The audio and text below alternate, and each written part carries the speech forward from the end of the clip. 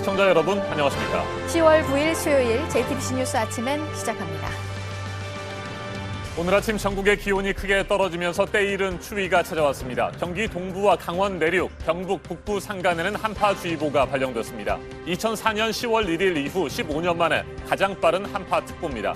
강원 산간의 아침 기온은 영하권으로 떨어졌고 서리가 내리거나 얼음이 온 곳도 있습니다. 서울 등 내륙 곳곳의 기온도 어제보다 5도에서 10도가량 내려가 영상 10도를 밑돌고 있습니다. 운동학원과 관련된 비리 의혹으로 청구된 조국 법무부 장관 동생에 대한 구속영장이 주요 혐의에서 다툼의 여지가 있다며 오늘 새벽에 기각됐습니다. 검찰은 조 씨가 영장신문을 포기했고 정범 2명이 모두 구속된 점 등을 볼 때 납득하기 어렵다면서 영장을 다시 청구하는 걸 검토할 방침입니다. 검찰은 어제 조국 법무부 장관의 부인 정경심 동양대 교수를 세 번째로 소환해 조사했습니다. 사모펀드 의혹을 집중적으로 조사한 것으로 알려졌습니다. 오전 9시쯤 검찰에 출석한 정 교수는 12시간 뒤인 밤 9시쯤 검찰 청사를 떠났습니다. 조국 장관이 검찰 개혁안을 공식적으로 발표한 어제 조 장관의 권한 행사가 헌법에 위반된다면서 자유한국당이 헌법소원 심판을 청구했습니다. 오늘 범보수 단체들의 조 장관 사퇴를 요구하는 집회가 서울 도심에서 열릴 예정인 가운데 한국당은 당 차원의 주말 광화문 집회를 취소하고 오늘 집회에 개별적으로 참여하기로 했습니다. 유엔 안전보장이사회가 비공개 회의를 열고 북한의 잠수함 발사 탄도미사일 SLBM 발사에 대한 대응책을 논의했습니다. 회의가 끝난 뒤 영국과 프랑스, 독일 등 유럽 6개국은 규탄 성명을 발표하고 북미 협상 재개와 대량 살상 무기 포기를 위한 구체적인 조치를 취할 것을 북한에 촉구했습니다. 이탈리아가 상하원 의원 수를 줄이는 의회 개혁에 들어갔습니다. 헌법 수정안 표결과 국민투표 절차가 남아있는데 8번째로 추진된 이탈리아 의원 감축이 이번에는 이뤄질 수 있을 거란 전망입니다.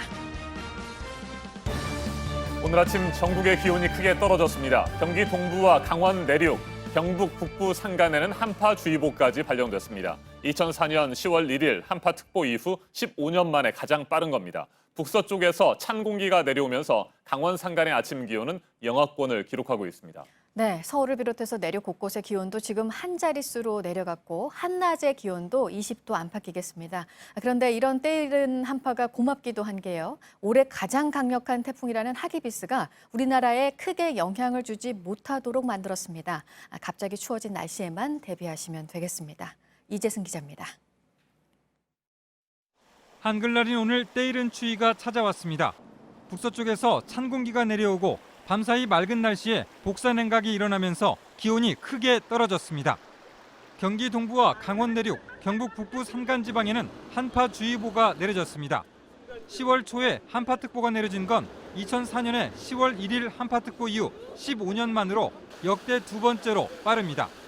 오늘 내륙 대부분 지방의 아침 기온이 10도 이하로 내려갔고 강원도 산간은 영하권으로 떨어지면서 서리가 내리고 얼음이 얼었습니다. 지표면이 급격히 냉각되면서 짙은 안개가 발생해 가시거리가 1km 미만으로 떨어진 곳도 많습니다. 오늘 낮에는 기온이 오르면서 한파주의보는 해제되겠지만 20도 안팎에 머물면서 쌀쌀하겠습니다. 내일부터는 평년 수준의 기온을 회복하며 예년의 가을 날씨를 보이겠습니다. 한편 올해 가장 강력한 태풍 하기비스는 일본을 향하고 있습니다.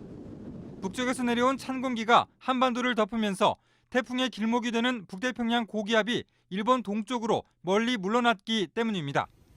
태풍은 강도 강해 상태로 이번 주말 일본 도쿄를 강타할 것으로 예상됩니다. 우리나라에 미치는 영향은 크지 않을 전망입니다.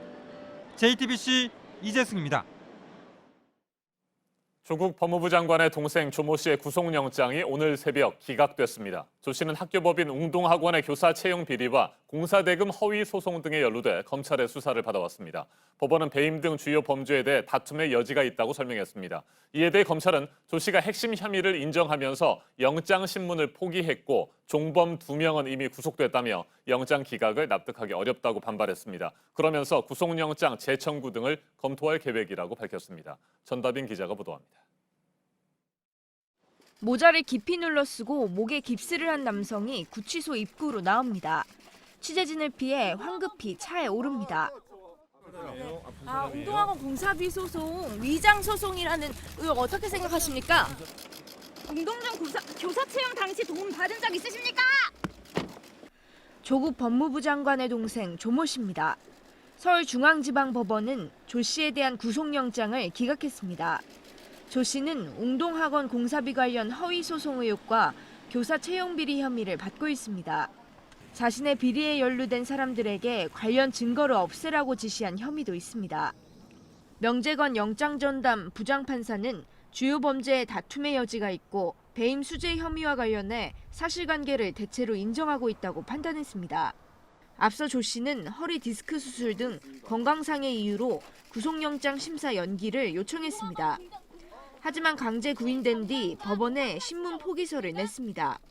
검찰은 혐의가 중대하고 영장 심사를 포기하기까지 했는데 기각한 것은 이해하기 어렵다는 입장입니다. 구속영장 재청구를 검토할 예정이지만 수사의 차질이 불가피할 전망입니다. JTBC 전다빈입니다. 검찰은 어제 조국 법무부 장관의 부인 정경심 동양대 교수를 세 번째로 소환해 조사했습니다. 2차 조사 사흘 만에 다시 부른 겁니다. 오전 9시쯤 검찰에 출석한 정 교수는 12시간 뒤인 밤 9시쯤 검찰청사를 떠났습니다. 최승기 기자가 보도합니다.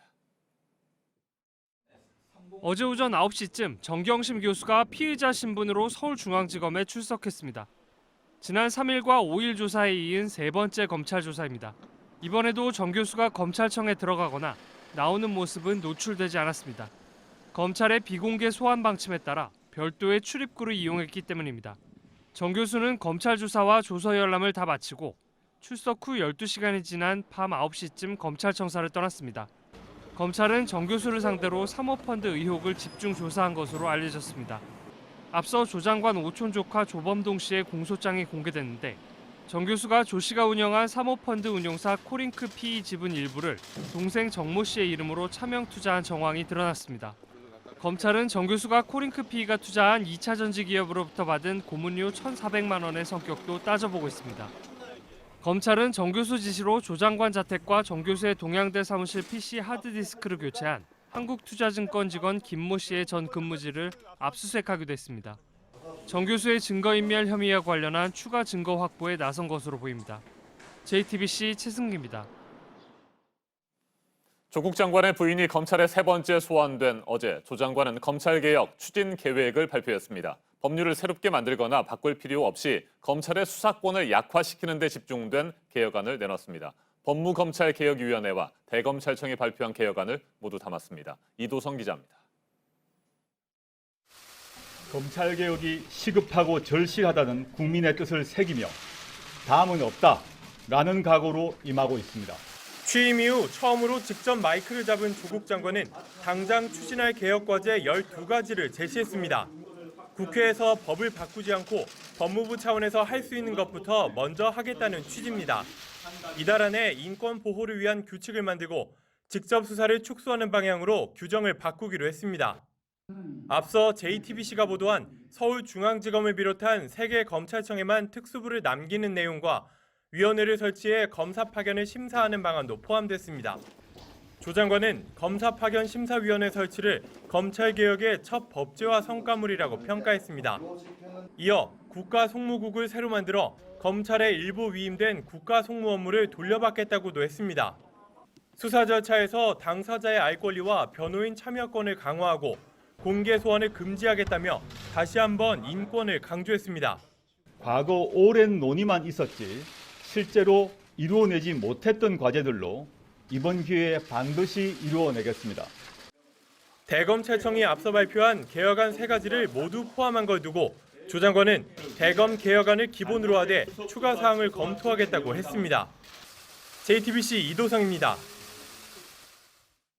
자유한국당이 조국 법무부 장관의 권한 행사가 위헌이라며 헌법재판소에 헌법 소원을 제기했습니다. 서울 광화문 광장에서는 오늘 조국 장관의 사퇴를 촉구하는 두 번째 대규모 집회가 열립니다. 한국당은 이번 주 토요일로 예정됐던 당 차원의 집회를 취소하고 오늘 집회에 개별적으로 참여하기로 했습니다. 최승기 기자입니다. 자유한국당이 헌법재판소에 조국 법무부 장관에 대한 헌법소원 심판을 청구했습니다. 지난달 23일 직무효력 정지 가처분 신청을 낸 데 이은 두 번째 법적 조치입니다. 조 장관이 장관 권한으로 검찰 수사를 방해하고 있다는 게 이유입니다. 조국 일가의 노골적인 검찰 농락, 국민 농락을 보십시오. 마실 다니듯 검찰을 마음대로 드나듭니다. 한국당은 조 장관이 내놓은 검찰개혁안도 비판했습니다. 본질적인 검찰 독립성 확보 방안은 내놓지도 못한 수박 겉핥기식. 한글날 휴일인 오늘 서울 광화문 광장에서는 조국 장관 사퇴를 촉구하는 두 번째 대규모 집회가 열립니다. 한국당은 당 차원의 주말 집회를 취소하고 오늘 광화문 집회에 개별적으로 참여하기로 했습니다. 지난 3일 집회에서 사람들을 동원했다는 비판을 의식한 것으로 보입니다. 조국 반대 집회에 맞서 토요일에는 서초동에서 세 번째 조국 지지 집회가 열립니다. JTBC 최승기입니다. 김성 유엔 주재 북한 대사가 강력하게 반발을 했었습니다. 북한이 잠수함 발사 탄도미사일을 쏜 것에 대응해서 소집이 된 유엔 안전보장이사회 회의 미공개로 열렸고요. 이후 유럽 지역 6개 나라에서 규탄 성명을 냈습니다. 임종주 특파원이 전해왔습니다. 유엔 안전보장이사회가 북한의 SLBM 발사 문제를 다뤘습니다. 영국과 프랑스, 독일의 요청으로 비공개 회의에서 논의가 이뤄졌습니다. 회의 이후 미사일 발사를 규탄하는 공동 성명이 발표됐습니다. Actions, they undermine regional security and stability, and they have in clear violation of UN Security Council resolutions. 성명에는 안보리 유럽 회원국 5개 나라와 에스토니아가 참여했습니다. 북미 협상 재개와 함께 핵무기와 탄도미사일 포기를 북한에 거듭 촉구했습니다. And to take concrete steps with a view to abandoning all weapons of mass destructions and ballistic missile programs. 하루 전 북한은 안보리 논의를 좌시하지 않겠다며 강력히 반발했습니다. 배후에 미국이 있다고도 비난했습니다. 그러나 미국이 어떤 입장을 취했는지는 구체적으로 전해지지 않고 있습니다. 유럽 3개국은 지난 8월에도 안보리 회의를 열고 북한 미사일 발사를 규탄하는 성명을 냈습니다. 이번 북한의 반발은 북미 실무협상 결렬 이후 미국의 새 계산법을 압박하고 나선 상황과 무관치 않아 보입니다. 워싱턴에서 JTBC 임종주입니다. 의원들 수를 줄이려고 몇 차례 시도를 했지만 실패했었던 이탈리아에서 다시 한번 이를 추진하고 있습니다. 이번에는 다를 거란 전망인데요. 일단 하원에서 모두 945명의 상하원 의원을 600명으로 줄이는 법안이 가결이 됐습니다. 앞으로 이 내용이 반영된 헌법수정안 표결과 국민투표 절차가 남아 있습니다. 전다빈 기자입니다. ANSA 통신 등 이탈리아 언론은 이탈리아 의회 개혁이 첫 발을 내디뎠다고 보도했습니다. 이탈리아 하원이 상하원 의원 정수를 감축하는 법안에 대해 찬성 553표, 반대 14표로 가결했다는 겁니다. 이로써 상하원 의원 정수는 945명에서 600명으로 줄어듭니다. 하원 의원 수는 630명에서 400명으로, 상원 의원 수는 315명에서 200명으로 바뀌는 겁니다. 의원수 감축은 중도 좌파 성향의 민주당과 함께 연립정부를 이끄는 반체제 정당 5성운동의 공약 중 하나였습니다. 하원은 조만간 의원 감축 법안 내용을 담은 헌법수정안을 회의에 붙여 표결을 진행할 예정입니다. 헌법수정안까지 가결되면 국민투표 절차가 시작됩니다. 국민투표에서 승인을 얻으면 새 의원 정수는 차기 의회가 들어서는 2023년부터 적용될 전망입니다. 이탈리아의 상하원 의원 수는 유럽연합에서 영국에 이어 두 번째로 많습니다. 새 의원 정수 시스템이 정착되면 연간 1억 유로, 약 1,314억 원의 예산이 절감될 것으로 보입니다. JTBC 전다빈입니다. 미국에서 매해 가을마다 대형 산불이 나서 피해가 큰 곳 가운데 한 곳인 캘리포니아주에서 전기 공급을 강제로 중단하는 조치가 내려질 예정입니다. 악마의 바람이라고 말하는 강풍이 불 것으로 예보가 됐기 때문인데요. 이번 조치로 200만 명이 영향을 받을 것으로 보이는데 전기 공급 중단은 길게는 일주일 이어질 것으로 보입니다. 부소연 특파원입니다. 강제 단전이 내려지는 지역은 주로 캘리포니아 북부 해안 지역과 서부 산악 지역 등 산불 위험이 높은 곳입니다.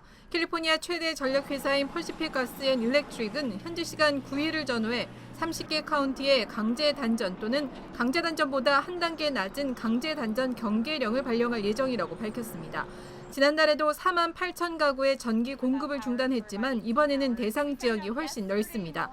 당국은 200만 명의 주민이 이번 단전의 영향을 받을 것으로 내다봤습니다. 강제 단전은 악마의 바람이라고 불리는 센타에나 강풍 때문입니다. 기상청은 이번 주 남부와 북부 내륙과 북서부 해안에 고온 건조한 산타애나 강풍이 불 것으로 예보했습니다. 캘리포니아 북부 대부분 지역에는 산불 경계령이 발령됐습니다. 로스앤젤레스를 비롯한 캘리포니아 남부 지역에 전기를 공급하는 서던 캘리포니아 에디슨도 5개 카운티 12,000가구에 이번 주 강제 단전을 할 계획입니다. 로스앤젤레스에서 JTBC 부소연입니다. 시위대가 마스크를 쓰는 걸 금지한 이후 홍콩 시위는 격화되는 모습입니다. 어린 학생들이 잇따라 경찰에 체포되면서 시민들의 분노는 더 커지고 있는데 이번에는 임신을 한 여성까지 경찰에 연행이 됐습니다. 반발이 또 한 번 커지고 있습니다. 보도국 연결하겠습니다. 안태훈 기자, 점점 더 강한 충돌이 있는 상황이어서 우려가 되고 있습니다. 네, 그렇습니다. 일단 공개된 영상에 따르면 이 임신부는 일단 복면은 쓰지 않고 있습니다. 특히 이 임신부는 부풀어 오른 배를 한 손으로 받치고 있습니다. 스스로 거동하는 것조차 편하지 않다는 것을 미루어 짐작할 수가 있는 대목입니다. 다시 말해서 과격한 시위에는 참여할 수 없는 것으로 보입니다. 복면 또한 쓰지 않았는데 체포된 것으로 추정할 수 있을 것 같습니다. 이 임신부의 변호인은 체포 당시 마스크를 착용하지 않았고 쇼핑몰을 혼자 걸어가다가 체포됐다라고 말한 것으로 전해졌습니다. 앞서 지난 주말에는 어린아이가 울면서 경찰에 체포되기도 했습니다. 현지 언론들은 이 어린아이에 대해서 중학교 1학년 12살이라고 보도했습니다. 네, 시리아 북부 지역 쿠르드족의 운명을 국제사회가 지켜보고 있다는 소식 전해드렸었습니다. 미국이 발을 뺐고 터키군의 공격이 시작될 것이기 때문이었죠. 작전이 시작이 됐습니까? 네, 일단 그렇게 볼 수도 있을 것 같습니다. 현지 언론들이 보도한 내용인데요. 시리아 북부 마을에 배치된 쿠르드 민병대를 터키군이 공격했다라는 것입니다. 로이터 통신은 터키 안보 관계자를 인용해서 본격적인 작전 개시 전 보급로 차단을 위해서 이라크와 시리아 국경 지역을 공습했다라고 보도했습니다. 이라크를 통해서 들어오는 보급품을 사전에 막겠다라는 의도입니다. 그러나 터키군은 모든 준비가 끝났다라면서도 아직 공식적인 공격 개시 선언은 하지 않고 있습니다. 앞서 미국과 터키는 시리아 북동부와 터키 국경 사이에 안전지대를 설치하기로 합의한 것으로 전해졌고요. 백악관은 터키의 군사작전에 개입하지 않겠다고 밝혔습니다. 로이터 통신은 시리아 고위 관리를 인용해서 미군이 시리아에서 전면 철수할 경우 쿠르드족은 안전을 위해서 또 안보를 위해서 시리아 정부나 러시아와 손잡을 수 있다라고 보도했습니다. 네, 이 밖에 새로 들어온 소식들은 잠시 후 8시쯤에 다시 연결해서 전해드리도록 하겠습니다. 네, 지금까지 아침에 지금 JTBC 안태훈입니다. 이번에는 오늘 아침 체크해봐야 할 뉴스들을 분야별로 살펴보겠습니다. 먼저 정치 분야입니다. 박항기 합참의장이 일본 전투기가 독도 영공을 침범하는 상황이 생긴다면 다분히 의도적인 침범이라고 생각하고 정해진 매뉴얼에 따라 단호하게 대응하겠다고 말했습니다. 어제 국정감사에서 한 발언인데 한일 군사정보보호협정 지소미아에 대해서는 종료 기한인 다음 달 22일까지는 일본과 적극적으로 정보를 공유하겠다고 밝혔습니다. 정부의 유류 보조금 폐지 결정에 반발해 반정부 시위가 격화되고 있는 에콰도르에 대해 우리 정부가 여행 경보를 1단계 여행 유의에서 2단계 여행 자제로 격상했습니다. 도로가 봉쇄되고 강도와 약탈 등 강력 사건이 잇따르고 있다며 여행을 자제해달라고 당부했습니다. 경기도 하남시의 열병합발전소 건설과 관련해 부정청탁을 한 혐의로 재판에 넘겨진 자유한국당 이현재 의원에게 검찰이 징역 4년을 구형했습니다. 지역구 국회의원으로서 오랜 기간 부정청탁으로 취득한 이득이 적지 않다고 이유를 설명했습니다.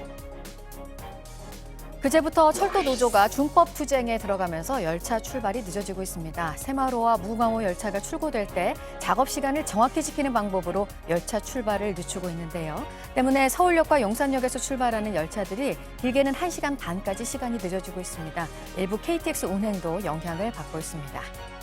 파업을 잠시 멈추고 어제 사측과 마주 앉은 한국 GM 노조였는데요. 임금 인상은 없고 복지를 확대하겠다는 사측의 안을 받아들이지 않았습니다. 내일 다시 협상을 이어갈 것으로 보입니다. 어제부터 국내 최대 규모의 IT 전자 전시 한국전자전이 열리고 있는데요. 최근 최신 고화질 TV를 놓고 서로 맞불을 놓으면서 비방전을 벌이고 있는 삼성과 LG가 나란히 전시를 했습니다. 이곳에서도 신경전을 이어가면서 국내 소비자들의 반응을 살피고 있는 중입니다.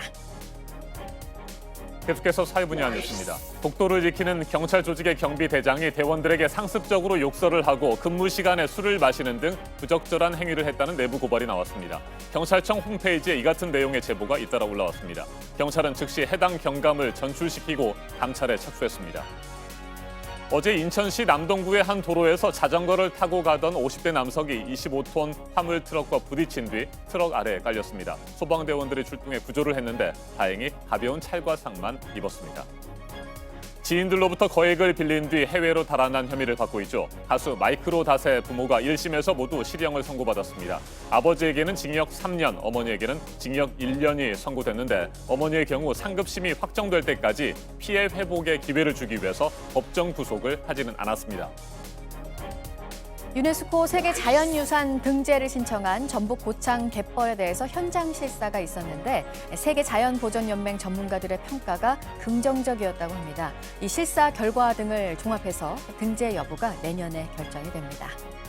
전주 비빔밥 축제가 오늘부터 오는 토요일까지 열립니다. 축제의 시작과 끝은 대형 비빔밥을 다 함께 비비고 나눠 먹는 행사로 꾸며집니다. 제주에서는 탐나문화제가 오늘부터 닷새간 이어집니다. 지역적 정체성을 지니고 있는 제주의 문화 예술을 볼 수 있고 국제 문화 교류전도 함께 진행이 됩니다.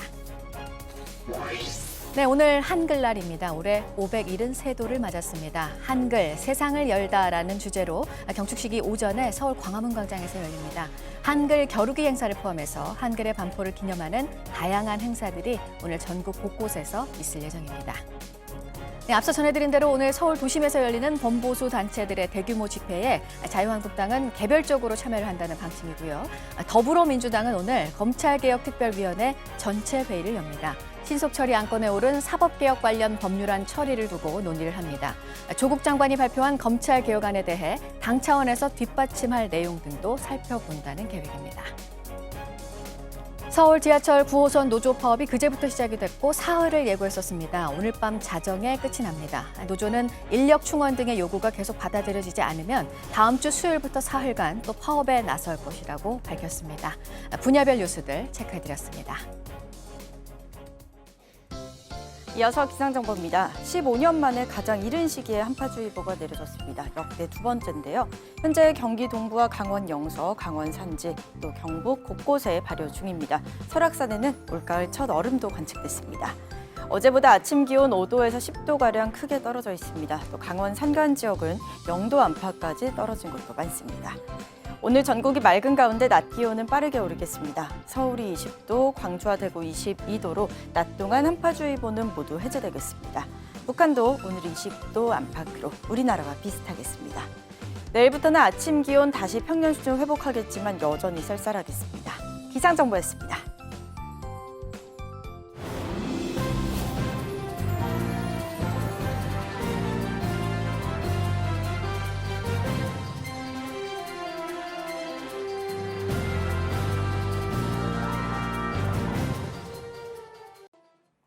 나라에서 주는 보조금이 늘자 여기저기에서 새는 곳도 늘었습니다.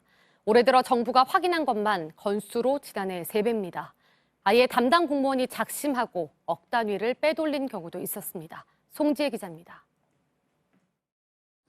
경북 영천시 공무원 A씨는 2015년 FTA로 피해를 본 농가에 보조금을 나눠주는 일을 맡았습니다. 그런데 농사도 짓지 않는 자신과 부인을 슬쩍 대상에 올렸습니다. 부부가 받아간 보조금만 1억 6천만 원이었는데 결국 감사원에 적발됐습니다. 이처럼 새 나간 보조금을 돌려받기로 한 게 올 들어 7월까지 약 650억 원입니다. 지난해 전체 환수액 390억 원을 훌쩍 뛰어넘은 겁니다. 건수도 3배 가까이 늘었습니다. 보조금 규모나 종류가 늘었지만 감시는 촘촘하지 못했기 때문입니다. 저소득 가구에 단열 공사를 해준 것처럼 가짜 서류를 꾸미고 7억 원을 타간 건설업체도 있었습니다. 일자리 안정자금, 청년 고용 장려금에서도 적발 건수가 많았습니다. 정부는 신고 포상제를 대폭 강화키로 했습니다. 신고 활성화를 위해서 신고 포상금 상한을 폐지를 하고 부정수급 환수액의 30%를 신고자에게 지급하겠습니다. 또 지자체별로 전담 감사팀을 만들고 고의로 부정을 저지른 경우엔 즉각 고발하기로 했습니다. JTBC 송지혜입니다. 어제 오후 서울 용산구 한남동 식당에서 불이 나 1시간여 만에 꺼졌습니다. 인명피해는 발생하지 않았지만 같은 건물에 거주하던 주민 등 12명이 연기를 들이마셔 인근 병원으로 이송돼 치료를 받았습니다. 소방당국은 식당 주방에서 불이 시작된 것으로 보고 정확한 화재 원인을 조사하고 있습니다.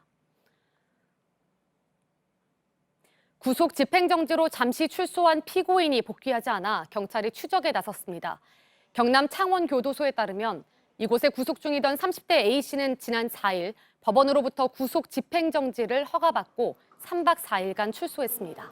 A씨는 할머니 장례식 참석을 이유로 법원으로부터 구속 집행정지 결정을 받은 것으로 알려졌습니다. 구속 집행정지는 아직 형이 확정되지 않은 미결수를 법원이 일시적으로 석방해 주는 겁니다. 이부진 호텔신라 사장과 이무재 전 삼성전기 고문의 이혼 소송이 결국 대법원으로 넘어갔습니다. 임 전 고문 측은 어제 서울고법에 상고장을 제출했습니다. 지난달 26일 이 사장과 임 전 고문의 이혼 소송 항소심에서 재판부는 두 사람은 이혼하고 재산 분할을 위해 임 전 고문에게 141억여 원을 지급하라고 판결했습니다. 당시 이 사장의 전체 재산 규모 등을 이유로 임 전 고문 측이 1조 원 넘는 재산 분할을 요구했다는 점을 고려하면 사실상 패소한 것에 가깝다는 평가가 나온 바 있습니다. 정치 사회적으로 논란이 뜨거운 이슈에 대해 다양한 목소리를 들어보는 맞짱 토론 시간입니다. 오늘은 조국 법무부 장관 사태는 물론이고 검찰의 패스트트랙 수사 등 각종 현안마다 강대강으로 충돌하고 있는 여야의 상황을 집중적으로 짚어보겠습니다. 먼저 출연자들을 소개해드립니다. 제 오른쪽입니다. 이재정 더불어민주당 대변인입니다. 네, 안녕하세요. 네, 어서 오십시오. 그리고 제 왼쪽입니다. 김연아 자유한국당 원내 대변인입니다. 네, 안녕하십니까? 네, 안녕하십니까? 더불어민주당이 국회 법제사법위원회 국정감사에서 패스트트랙 수사와 관련한 외압성 발언을 하고 욕설을 한 자유한국당 소속 여상규 위원장을 윤리위원회에 제소했습니다. 그리고 한국당은 조국 법무부 장관의 권한 행사가 위헌이라며 헌법 소원 심판을 청구했습니다. 협치는 실종됐고 분열과 갈등은 심각합니다. 정치권이 출구 찾기에 나섰지만 갈 길이 멀다는 지적이 나옵니다. 본격적인 토론 시작하겠습니다. 네, 지난 7일입니다. 이틀 전에 국회 법제사법위원회 국정감사장에서 있었던 일을 시작으로 토론 진행해 보도록 하겠습니다. 여상규 위원장이 서울 남부지검장에게 이런 얘기를 했습니다. 패스트트랙 수사와 관련해서 이건 정치의 문제다. 검찰이 손댈 일이 아니다. 이렇게 얘기를 했었죠. 이와 관련해서 논란이 일고 있는데 오늘은 김연아 대변인부터 말씀을 해주시겠습니까? 글쎄요, 이제 이게 상임위에서 일어나는 일이었고요. 이제 질의 가운데서 앞뒤 맥락을 좀 봐야 될 것 같은데요. 패스트트랙 수사 같은 경우는 지금 저희가 소환을 조금 거부하고 있습니다. 그게 여러 가지 이유가 있겠지만 일종의 저희의 저항권도 있고 또 이게 정치적인 문제라고 하는 것에 대해서 계속 저희는 당론에서 이걸 지적을 하고 있습니다. 네. 아마 여상규 위원장님의 지적은 그런 차원에서 특히 요즘 검찰이 여러 가지 조국 장관 수사와 관련해서 청와대와 여당의 압력을 받고 있다고 생각이 됩니다. 그런 측면에서 다시 한번 그런 압력에 굴하지 말고 검찰의 역할을 하라고 하는 얘기 과정 중에 저는 나온 단어라고 생각을 합니다. 네. 네, 검찰 수사에 외압을 행사했다. 뭐 그런 발언이다라고 하는 네, 입장에 그러니까 대해서 어떻게 생각하세요? 어느 한 부분만 띄어서 보면 그렇게 해석할 수 있겠지만 잘 아시는 것처럼 윤석열 검찰총장이 진두지휘하는 검찰이 누구의 외압을 받는다고 뭐 그러면 지금 똑같이 여당도 같이 외압을 행사한다고 볼 수가 있고요. 저는 그럴 거라고 생각하지는 않습니다. 그러나 국회라는 곳은 정치의 공간이고 그런 측면에 있어서 뭔가 좀 그 상임위원회에서 그 질의에 적합한 질의를 함으로써 견제 또 뭐 지적할 수 있다고 생각이 됩니다. 뭐 제가 그 자리에서 또 정확하게 문맥을 지금 이해하고 있지는 않아서 이 정도 말씀드리면서 국회에서는 여러 가지 그런 논쟁이 있을 수가 있습니다. 알겠습니다. 이재정 대변인은 명백한 수사 외압이다 이렇게 보시는 겁니까? 맞습니다. 분명히 전제로 해야 될 것이 이게 지금 민주당과 한국당이 싸우는 모습에 대해서 뭐 검찰이 수사를 하고 있고 하는 게 아니라 명백하게 국회 선진화법 위반, 국회법 위반을 전제로 해서 피의자입니다. 뿐만 아니라 우리 기억하실 겁니다. 여상규 의원 같은 경우는 애당초 법사위원장 자격이 없었던 게 최입의 의원을 감금했던 사람입니다. 긴 소파 의자를 이렇게 밀어서 문을 가리면서 최입의 의원을 감금했던 그 장면을 온 국민이 생생하게 기억하고 있습니다. 3번이나 소환에 불응했는데요. 경찰 단계였습니다. 이미 체포영장 발부돼서 수사받아도 마땅한 사람이었습니다. 근데 법사위원장이 누굽니까? 검찰과 법원을 관할하는 소관위의 위원장입니다. 외압을 해도 10번은 더 한 것처럼 느껴질 수 있는 위압적인 자리입니다. 그 자리에서 그런 말씀을 하셨다는 것도 이미 그 자리에 있지 않았어야 할 분이 그런 말씀을 하셨다는, 피의자 스스로 나 수사하지 말아주세요 라는 얘기 수사받으면서 하시면 됩니다. 그 자리에서 하실 말씀은 아닙니다. 거기다 더해서 인격모독적 발언까지 하셨어요. 사실 국회의원이라는 게 조금 부끄러울 만큼 제가 이 자리에서 반복할 수 없지만 뭐 비읍 시읒 같은 게라고 하셨어요. 그게 뭐 외신에까지 보도가 되고 했었는데요. 사실 국회가 부끄럽습니다.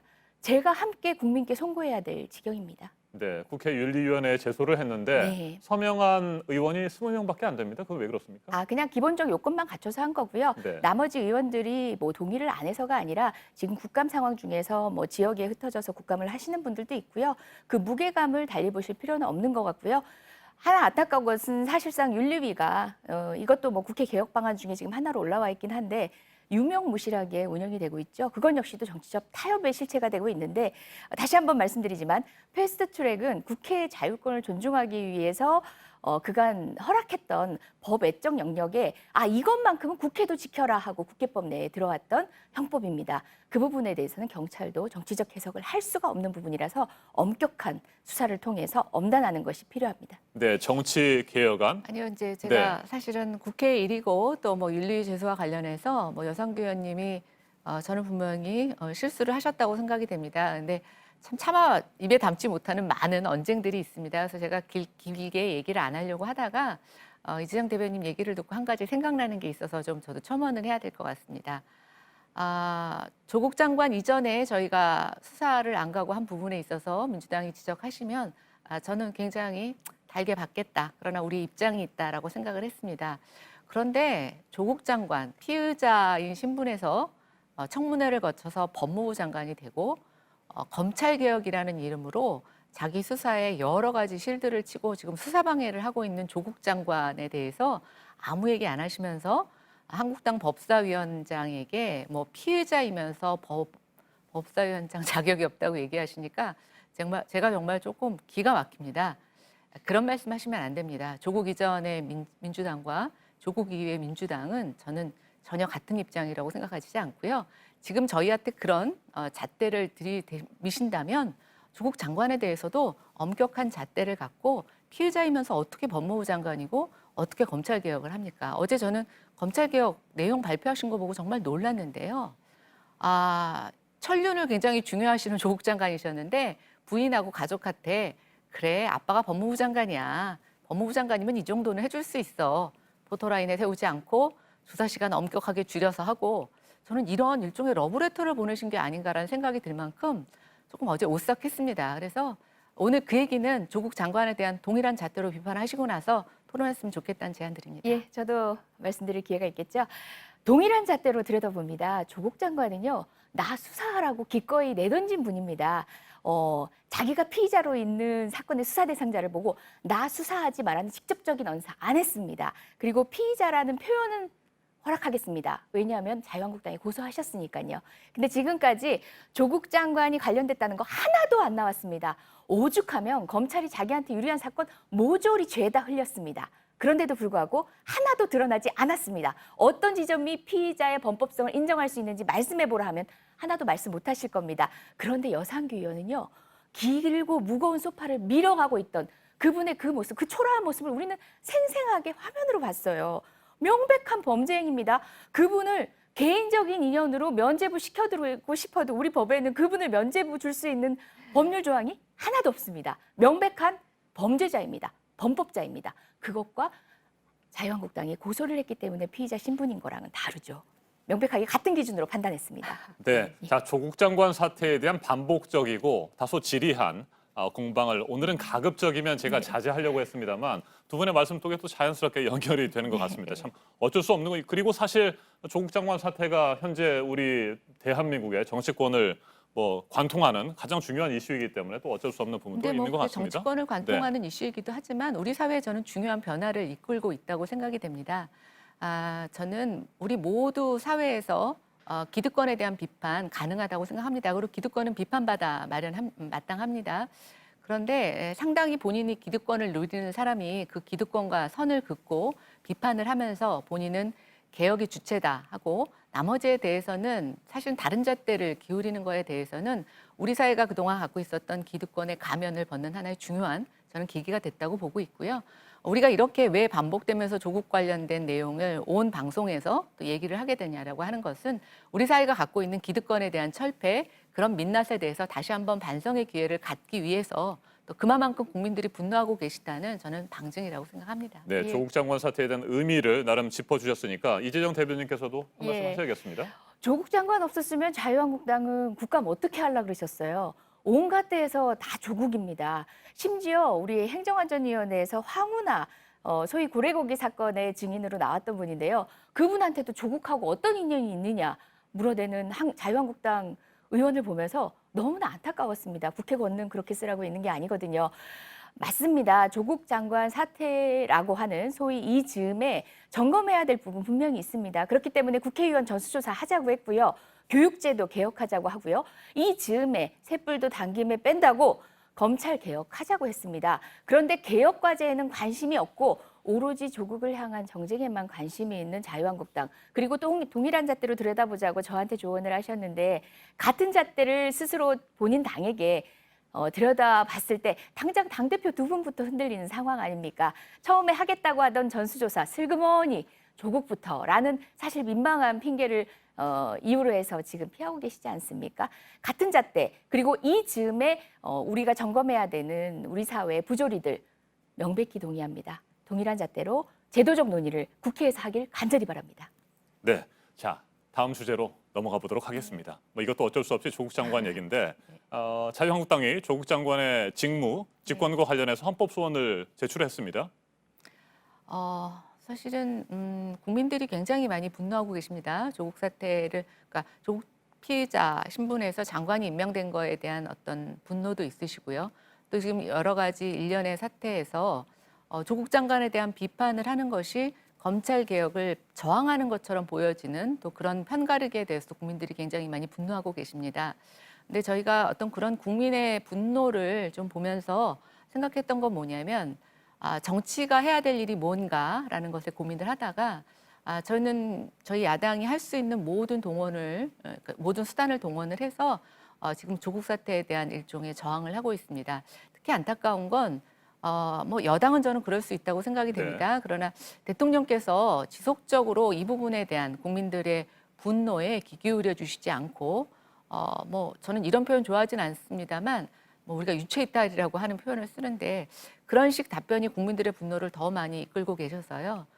야당은 뭐 헌법 소원뿐만이 아니라 저희가 할 수 있는 모든 수단과 방법을 통해서 이 국민들의 어떤 분노, 저항, 배신감 같은 것들을 대통령께 전하는 행동을 할 거라고 말씀드리겠습니다. 네, 법무부 장관의 권한 행사가 위헌이다. 이 같은 주장입니다. 자유한국당. 네. 더불어민주당의 입장은 어떻습니까? 예, 뭐 정치적인 공방을 하는 가운데 법률적 쟁송 여러 번 있어 왔습니다. 하지만 당대표 두 분이 한 분은 검사 출신이시고 한 분은 판사 출신이신데요.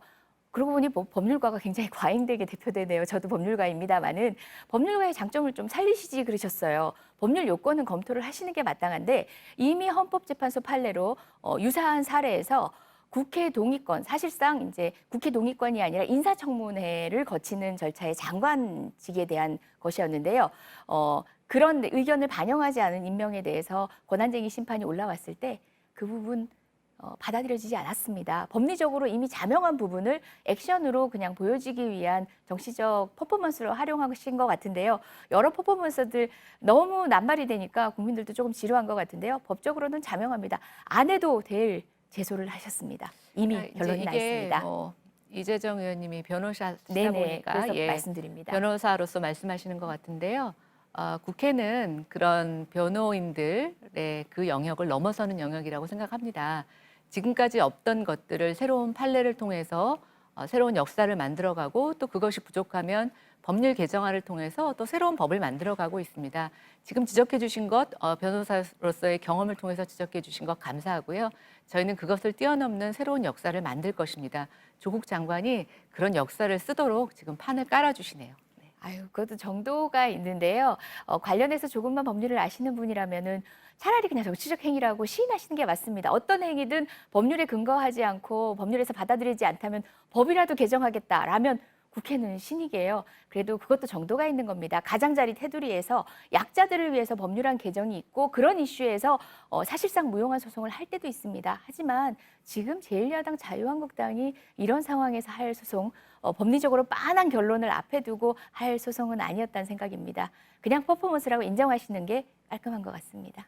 네, 조국 수호와 검찰 개혁을 요구하는 서초동 집회, 그리고 조국 장관의 사퇴를 촉구하는 광화문 집회가 번갈아 가면서 계속 열리고 있고 오늘도 광화문에서 집회가 열릴 예정입니다. 이번 주 토요일에 서초동에서 집회가 예정돼 있었고요.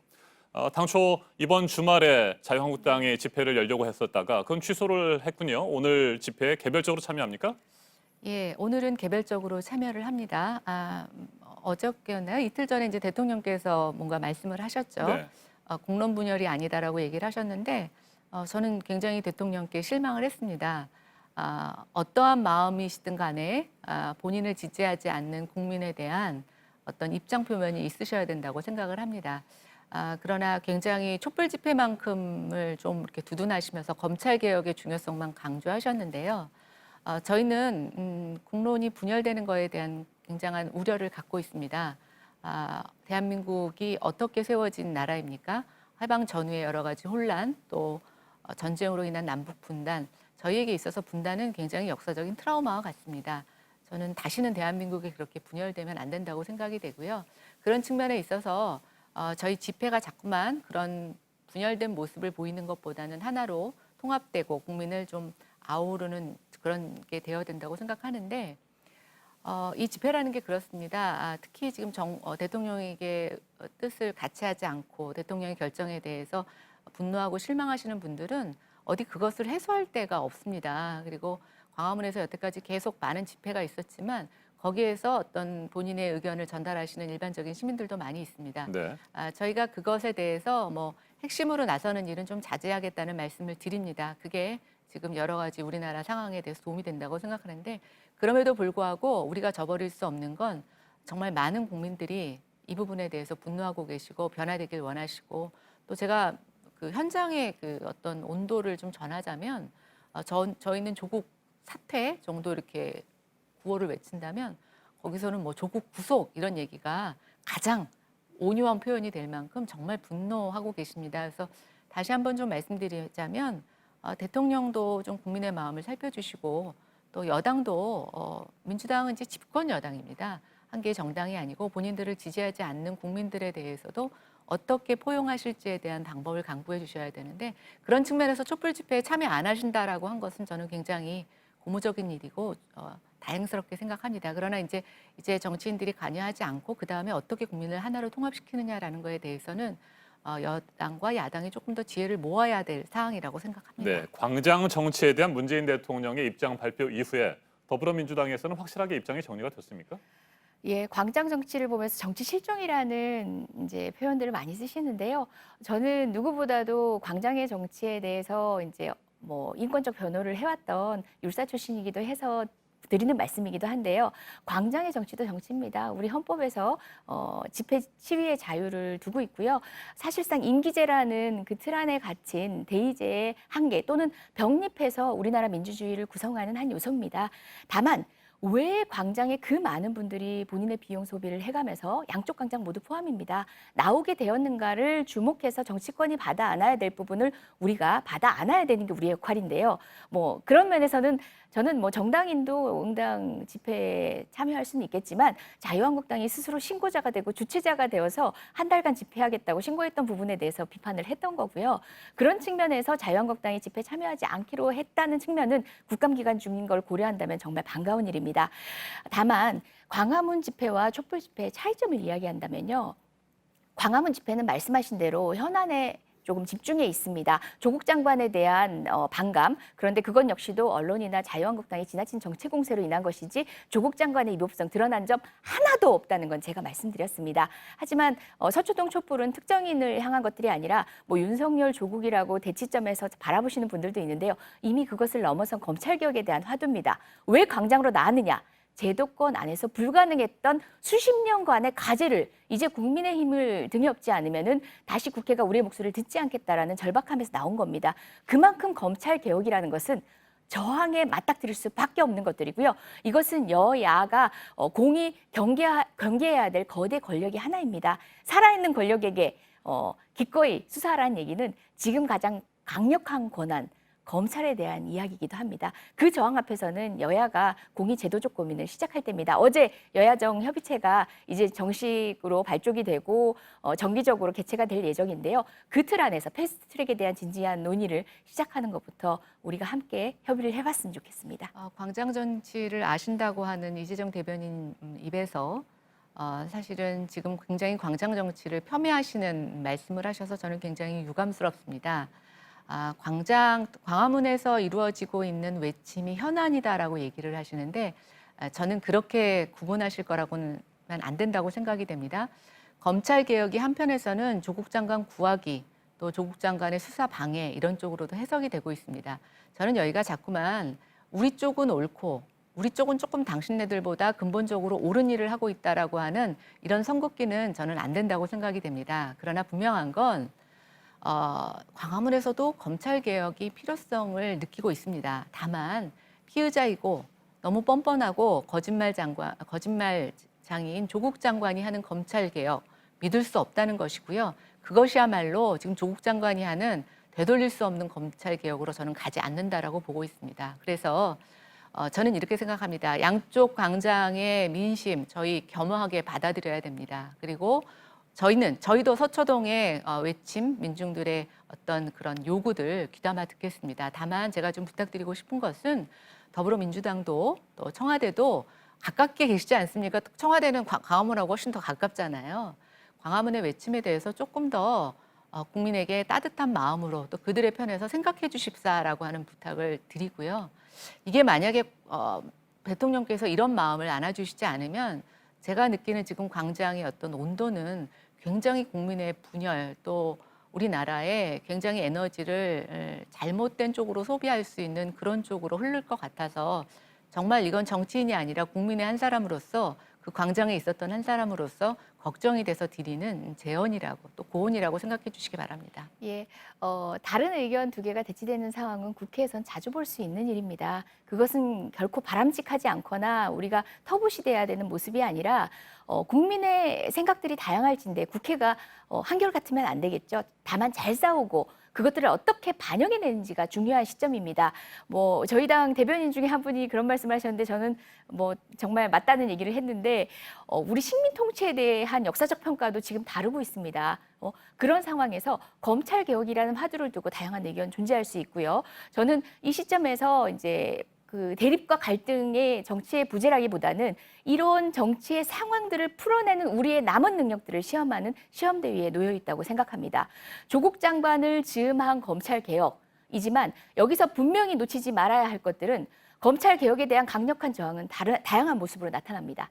당신이니까 안 돼라고 하고 스피커를 공격하면서 결과적으로는 집권 후반기에 이르면 개혁 동력이 더욱더 약화되는 그 시점을 노리는 걸 수 있습니다. 우리가 자명하게 봐야 되는 것들은 이 방향이 옳냐 그르냐에 대한 방향성에 대한 합의가 이루어진다면 그것들이 개인을 위해서만 활용되는 개혁 방안이 안 되도록 국민 모두에게 공통되고 보편적인 개혁 방안이 되도록 도와주는 것이 이 국면, 개혁의 국면을 극복하고 이겨낸 일이라는 거 다시 한번 말씀드리고 싶습니다. 알겠습니다. 여기까지 듣고요. 제가 오늘 토론 초반에 질문을 드리려다가 두 분의 공방이 자연스럽게 이어지면서 살짝 끼어들으려다가 실패하는 경우가 있었습니다. 그래서 제가 질문 드리고 싶었던 거 마지막으로 질문을 드리고 오늘 토론 마무리하도록 하겠습니다. 제가 정치개혁에 대해서 잠깐 얘기를 좀 하려고 했었는데 지난 4월 말입니다. 정치개혁안, 좀 더 정확하게 말하면 선거개혁안입니다. 연동형 비례대표제를 중심으로 한 선거개혁안, 그리고 공수처 설치와 또 검경 수사권 조정을 비롯한 사법개혁안, 이 두 가지 개혁안들을 놓고 충돌하지 않았습니까? 그 관련해서 고소고발 18건이 있었고요. 이와 관련해서 경찰이 수사를 하다가 이제 검찰로 넘어간 상황인데 이거 어떻게 하실 겁니까? 자유한국당에서는 계속해서 수사를 거부하실 겁니까? 아니요, 일단은 지금 국정감사 기간이고요. 저희가 이제 국회에서 정기적인 일정이 있을 때에는 뭐 검찰이 강제 소환을 할 수 없는 그런 게 있습니다. 여태까지 또 그런 일들이 많이 있었고요. 그래서 뭐 저희는 일단 조금 조사 시기를 밀어놨다라고 하는 말씀 한쪽 방향하고, 그 다음에 저희가 그 명백하게 이 저항에 대해서 얘기하는 문희상 국회의장님의 불법 사보임 뭐 이런 것들과 관련해서 좀 안타깝게 서면으로만 문희상 국회의장님은 조사를 받으셨더라고요. 그래서 좀 이 부분이 같이 문희상 국회의장님도 좀 같이 조사를 받으시면서 탄력을 받았으면 좋겠다라는 생각을 합니다. 그리고 저희가 아마 이제 선거법 같은 경우에는 특히 역사상 자유한국당 쪽이 훨씬 과반수를 점하는 여당일 때도 여야 간 합의를 통해서 이끌어냈던 사안입니다. 일종의 게임의 룰이죠. 국민들의 관심과 또 정치인들의 관심이 다를 수 있는데 저는 그것은 우리 사회가 갖고 있는 중요한 정치 규범이라고 생각됩니다. 그런 측면에서 이번에 그런 규범이 깨진 것에 대해서는 굉장히 심각한 민주주의의 후퇴라고 생각을 합니다. 어쨌든 이것이 저희가 뭐 후퇴가 이미 저질러졌고 이것을 추스리는 방법에 있어서 저는 다시 한번 민주주의가 회복될 수 있는 그런 해법을 찾았으면 좋겠다는 생각을 합니다. 다시 한번 말씀드리지만 저희가 수사를 회피하거나 이런 것은 아니라는 걸 말씀드리고요. 네. 정기적인 순서에 따라서 또 국회가 마감이 되면 수사에 임할 것이라는 것을 말씀드립니다. 네, 이재정 대변인도 패스트트랙 수사, 선거제 개혁안 그리고 사법개혁안에 대해서 네. 마무리 발언해 주시기 바랍니다. 뭐 율사 출신이다 보니까 자연스레 멀티플레이어가 되는 것 같습니다.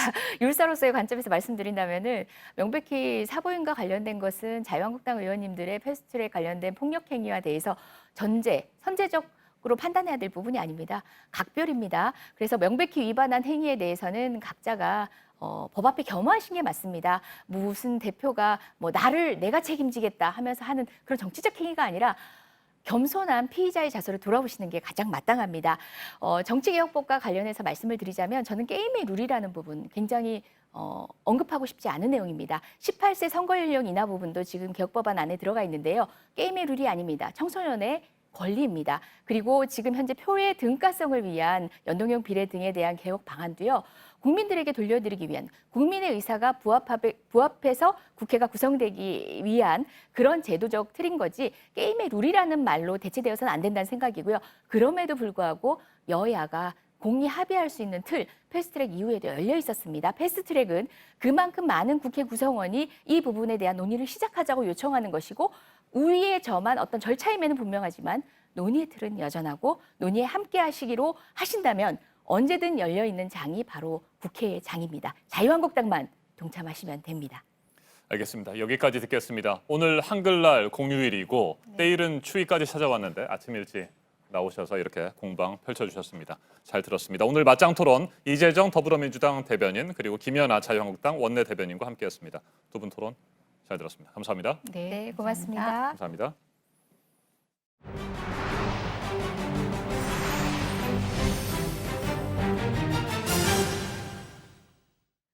화성 연쇄 살인 사건 범인을 잡기 위해서 당시 용의자로 몰려서 조사를 받은 사람이 무려 3,000명이고 조사를 받고 극단적인 선택을 한 사람도 4명이나 됩니다.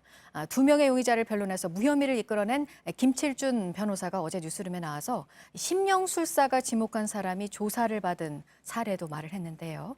본인이 했다고 자백을 하라면서 경찰의 강압 수사를 받았다는 한 남성도 있습니다. 먼저 박민규 기자입니다.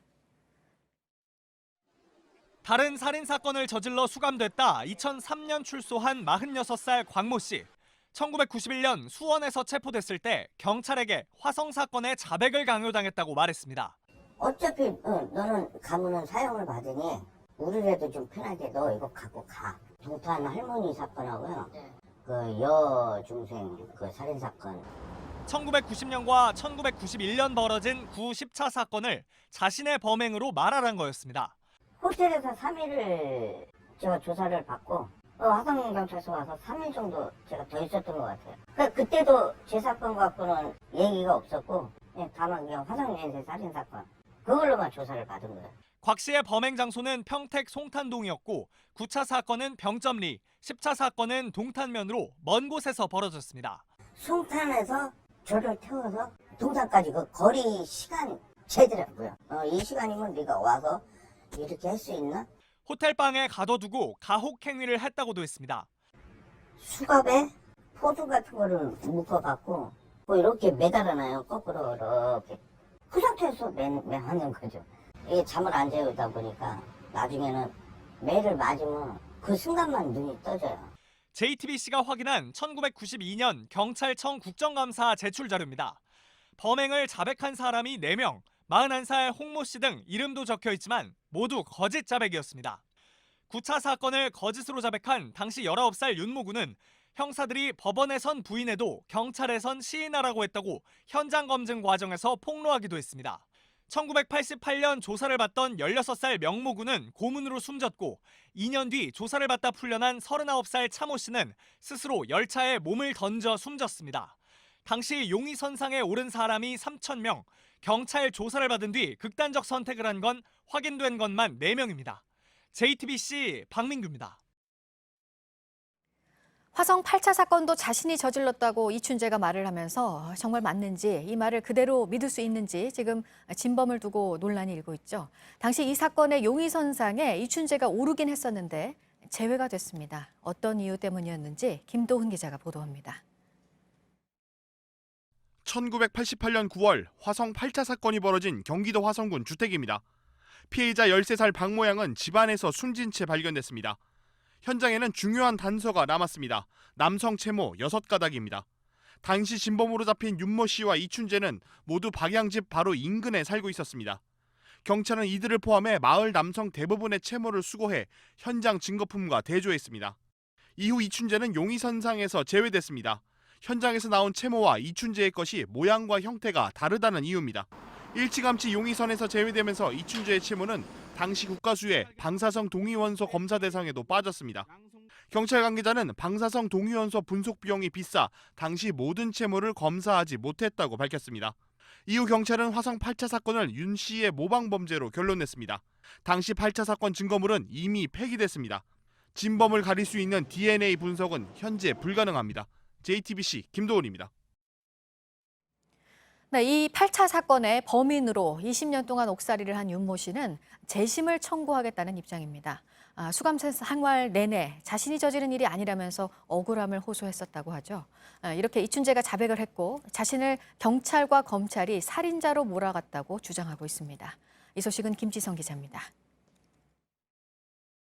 윤모 씨는 화성 연쇄살인 8차 범인으로 지목돼 20년 옥살이를 하고 지난 2009년 출소했습니다. 현재 청주의 한 공장에서 일하며 생계를 꾸리고 있습니다.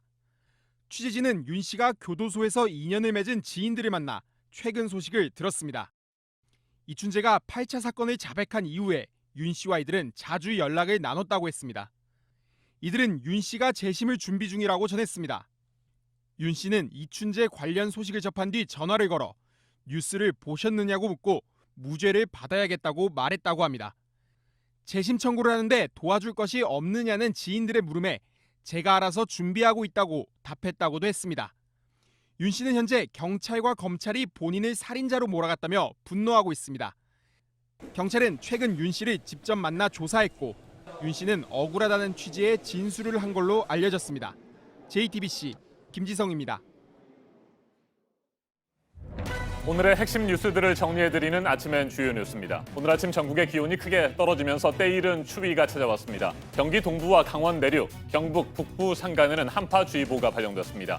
2004년 10월 1일 이후 15년 만에 가장 빠른 한파특보입니다. 강원 산간의 아침 기온은 영하권으로 떨어졌고 서리가 내리거나 얼음이 엉 곳도 있습니다. 서울 등 내륙 곳곳의 기온도 어제보다 5도에서 10도가량 내려가 영상 10도를 밑돌고 있습니다. 웅동학원과 관련된 비리 의혹을 받고 있는 조국 법무부 장관 동생에 대한 구속영장을 법원이 받아들이지 않았습니다. 검찰은 납득하기 어렵다면서 조 씨에 대한 영장을 다시 청구한 걸 검토할 방침입니다. 검찰은 어제 조국 법무부 장관의 부인 정경심 동양대 교수를 3번째로 소환해 조사했습니다. 사모펀드 의혹을 집중적으로 조사한 것으로 알려졌습니다. 오전 9시쯤 검찰에 출석한 정 교수는 12시간 뒤인 밤 9시쯤 검찰 청사를 떠났습니다. 조국 장관의 권한 행사가 헌법에 위반된다며 헌법소원 심판을 청구한 자유한국당이 오늘 서울 광화문 일대 도심 집회에 개별적으로 참여할 예정입니다. 범보수 단체들은 조 장관의 사퇴를 요구하며 집회를 오늘 엽니다. 유엔 안전보장이사회가 비공개 회의를 열고 북한의 잠수함 발사 탄도미사일 SLBM 발사에 대한 대응책을 논의했습니다. 회의가 끝난 뒤 영국과 프랑스, 독일 등 유럽 6개국은 규탄 성명을 발표하고 북미 협상 재개와 대량 살상무기 포기를 위한 구체적인 조치를 취할 것을 북한에 촉구했습니다.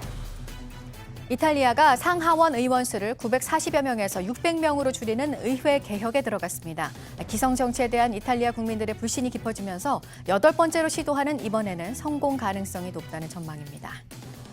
박한기 합참의장이 일본 전투기가 독도 영공을 침범하는 상황이 생긴다면 정해진 매뉴얼에 따라 단호하게 대응하겠다고 말했습니다. 한일 군사정보보호협정 지소미아에 대해서는 종료 기한인 다음 달 22일까지는 일본과 적극적으로 정보를 공유하겠다고 밝혔습니다. 철도노조가 작업 시간을 정확히 지키면서 열차 출발을 늦추는 방식의 준법 투쟁에 들어가면서 서울역과 용산역에서 새마을호와 무궁화호 열차 출발이 길게는 1시간 반까지 늦어지고 있습니다. 노조는 모레부터 사흘 동안은 경고성 파업에 나설 예정입니다.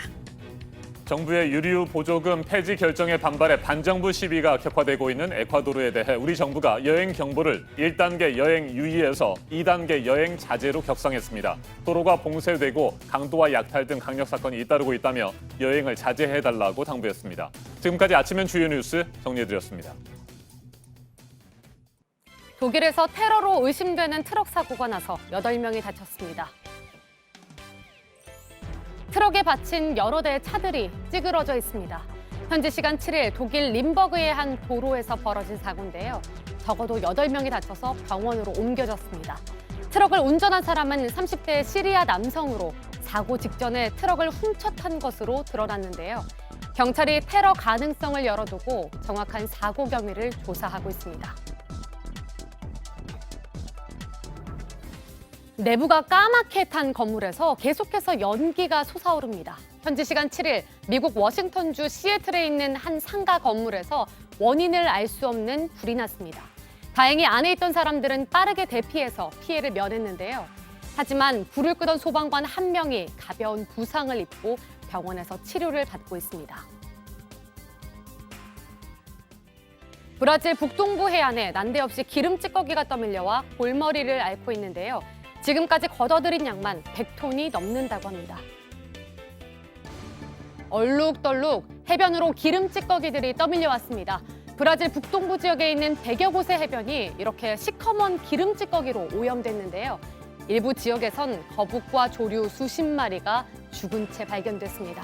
당국이 급히 대대적인 청소 작업을 벌여서 지금까지 100톤이 넘는 양을 걷어들였는데요. 전문가들은 이 찌꺼기들이 베네수엘라에서 흘러나온 원유인 것으로 보고 정밀 조사를 하고 있습니다. 인도네시아 발리의 한 호텔 수영장에서 2마리의 돌고래가 구조됐습니다. 호텔이 손님을 끌기 위해 5마리의 돌고래를 호텔 수영장에 풀어놨는데요. 그중 1마리가 배사한 뒤 2마리가 구조됐고 남겨졌던 2마리가 이제야 구조된 겁니다. 해당 호텔은 현재 많은 빚을 지고 은행에 압류당한 상태인데요. 인도네시아 당국이 호텔 측의 관리 부실로 돌고래가 폐사한 것인지 조사를 하고 있습니다. 겉보기엔 작고 약해 보이는 이 펭귄, 뉴질랜드에서 호주까지 바다를 건너 무려 2,500km를 여행한 용맹한 녀석입니다. 원래 이 펭귄은 뉴질랜드에서 사는 종인데요. 지난 7월 호주의 한 강가에서 발견된 겁니다. 먹이를 찾다가 긴 여행을 하게 된 것으로 보이는데요. 발견 당시 마르고 지쳐 있어서 동물원 측이 구조해 돌봤습니다. 그로부터 약 2달이 지난 뒤 펭귄은 씩씩한 모습으로 바다로 돌아갔다고 하는데요. 지금쯤이면 무사히 다시 가족의 곁으로 돌아갔겠죠?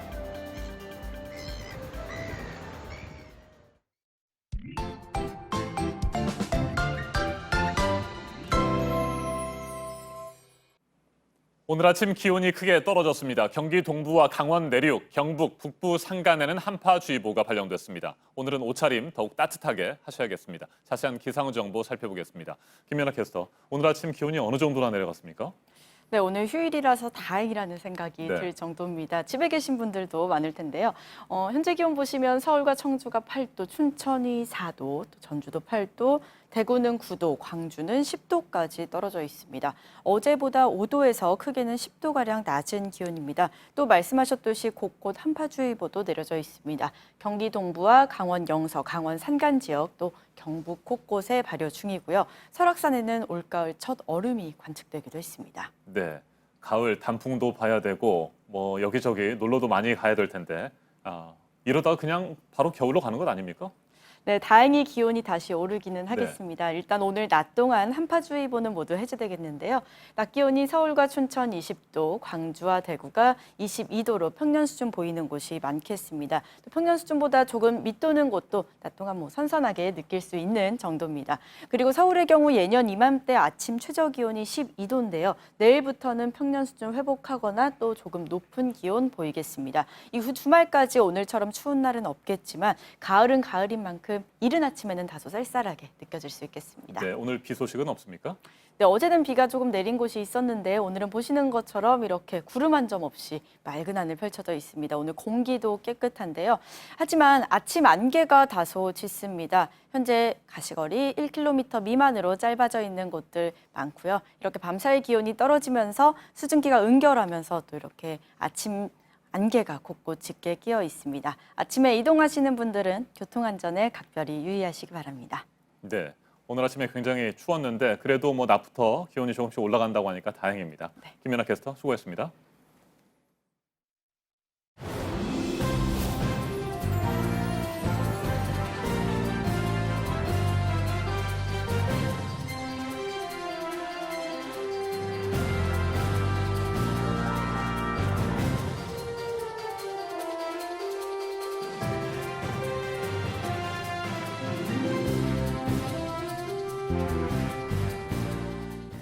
네, 공휴일 아침입니다. 8시 5분 지나고 있습니다. 보도국 연결해서요. 새로 들어온 소식 몇 가지 더 보도록 하겠습니다.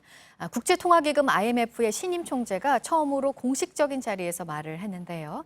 내용은 역시 글로벌 경기 둔화에 대한 경고였습니다. 보도국 연결하겠습니다. 안태훈 기자, 우리나라도 거론을 했네요. 네, 그렇습니다. 크리스탈리나 게오르기 에바 IMF 신임 총재는 첫 공식 연설에서 한국과 독일, 네덜란드에 대해서 적극적인 재정 역할을 해달라 이렇게 권했습니다. 이미 많은 나라의 금리가 낮아져서 금리 카드로 경기 둔화에 대응할 여력이 제한적이란 이유입니다. 그러니까 재정 역할을 해달라는 얘기인데 특히 인프라와 연구개발 중심으로 지출을 확대하면 수요와 성장 잠재력을 뒷받침하는 데 도움을 줄 것이다라고 진단했습니다. 게오르기 에바 총재는 경기 둔화의 가장 큰 리스크 요인으로 무역 갈등을 꼽았고요. 올해 전 세계 90% 지역에서 성장세가 약해질 것이라고 내다보기도 했습니다. 네, 오늘도 국감 자료로 나온 소식이 또 있습니다. 국민연금과 관련해서네요. 네, 그렇습니다. 국회 보건복지위 김광수 의원실이 국민연금 공단으로부터 받은 자료에 따르면 국민연금이 최근 5년간 지급한 위탁 수수료는 3조 9,874억 원입니다. 4조 원에 육박하는 것입니다. 이처럼 국민연금은 천문학적인 수수료를 지불하고 있지만 수익률은 별로 좋지 않은 것으로 나타났습니다. 운용 능력을 평가하는 지표인 벤치마크가 2018년 국내 주식의 경우 마이너스 15.38%였는데 기금 수익률은 이보다 낮은 17.08%를 기록하는 데 그쳤습니다. 해외 채권에서도 벤치마크를 미달하는 실적을 거뒀습니다. 쉽게 말해서 위탁 수수료를 많이 내고도 성적은 평균치를 밑돌았다라는 얘기입니다. 네, 끝으로 연구 장려금을 부당하게 수령한 대학 교수가 결국 해임됐다라는 소식입니다. 서울대는 허위 실적으로 연구 장려금을 수령한 혐의로 징계위에 오른 경영대 A 교수를 최근 해임 처분했습니다. A 교수는 지난해 12월 경영대학장 선거에서 가장 많은 표를 얻으며 차기 학장 1순위 후보에 올라 당선이 유력했지만 의혹이 제기되자 스스로 물러난 바 있습니다. 네, 지금까지 아침엔 지금 JTBC 안태훈입니다.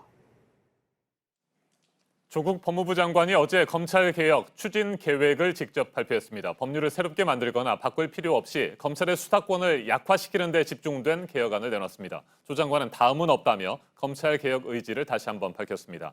임지봉 서강대 법학전문대학원 교수 자리에 함께했습니다. 어서 오십시오. 안녕하세요. 네, 교수님. 어제 조국 장관이 발표한 검찰개혁 계획안 어떻게 보셨습니까? 예, 한마디로 법무부에서 발표한 공식적인 검찰개혁안이라고 할 수가 있겠습니다.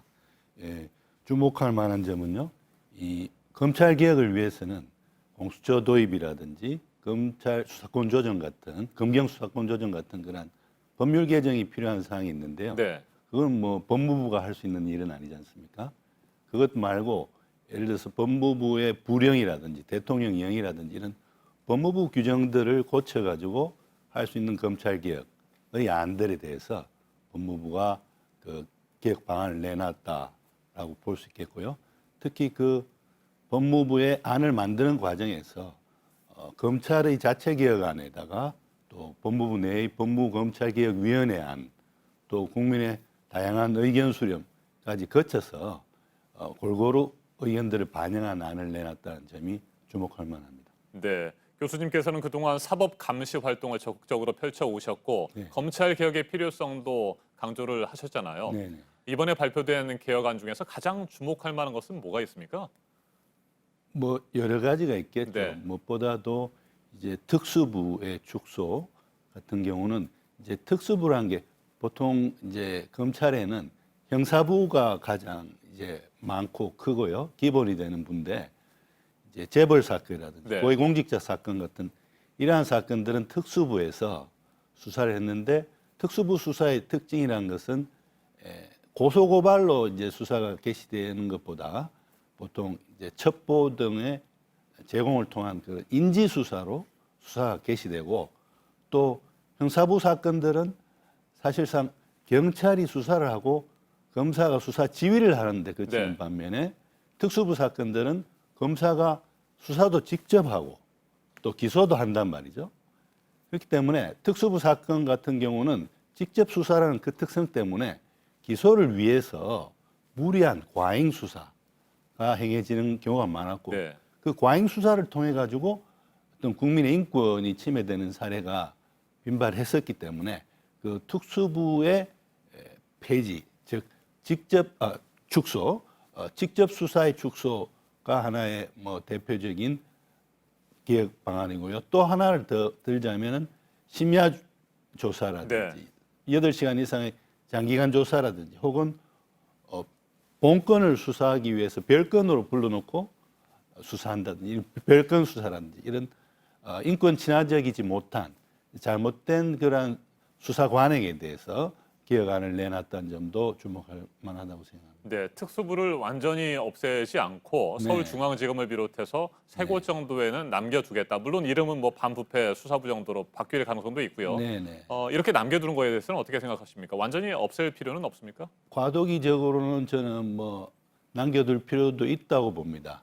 왜냐하면 특수부 수사 사건들 네. 중에 고위공직자 사건도 있지만 재벌에 관한 사건이라든지 이런 것들은 좀 여러 가지 고소고발보다는 어떤 인지, 첩보 등을 통한 인지 수사로 시작되고 또 진행되는 경우가 많기 때문에 재벌 수사 같은 것을 위해서는 어느 정도의 특수부 또 남겨둘 필요는 있어 보이고요. 장기적으로는 뭐 폐지하는 방향으로 가는 것도 생각해 볼 만하다고 봅니다. 네. 패스트트랙에 올라와 있는 고위공직자 범죄수사처 이른바 공수처가 설치가 되면 네. 물론 뭐 여러 가지 앞으로 이제 국회에서 논란도 있고 심의 의결 절차 등을 거쳐야 되겠습니다만 공수처가 설치가 되면 고위공직자들에 대한 수사는 특수부가 아니어도 충분히 가능하다 이렇게 판단하십니까? 그렇습니다. 그걸 전제로 네. 방금 제가 말씀을 드린 거예요. 고위공직자 수사에 대해서는 앞으로 공수처법이 이제 통과가 되면 특수부가 안 해도 저기 그 공수처에서 하게 되는 거죠. 그런데 특수부가 해오던 대표적인 사건들 중에 재벌에 관련된 사건 같은 거는 공수처가 재벌을 수사나 기소 대상으로 삼는 기구가 아니니까요. 그 부분을 커버하기 위해서 과도기적으로라도 특수부를 남겨둘 필요가 있다. 재벌에 대한 수사를 위해서요. 그런 주장들이 많이 있죠. 네, 문재인 정부 출범 절반 정도가 지난 상태입니다. 네. 그동안에 사실상 검찰 개혁이 그렇게 속도를 내지 못한 상황이었고 네. 그러다가 갑자기 최근 들어서 법무부와 검찰이 마치 경쟁이라도 하듯이 다양한 검찰 개혁안을 발표를 하고 있고 뭐 여러 가지 긴장 관계가 유지가 되고 있는 것 같습니다. 이 부분에 대해서는 어떻게 평가하세요? 네, 사실은 검찰 개혁은 문재인 정부가 출범할 당시에 국민들이 여론조사를 통해서 가장 최우선 순위의 개혁 과제로 뽑았던 것이죠. 그래서 문재인 정부도 이 검찰 개혁의 중요성에 대해서는 알고 있었으리라고 봅니다.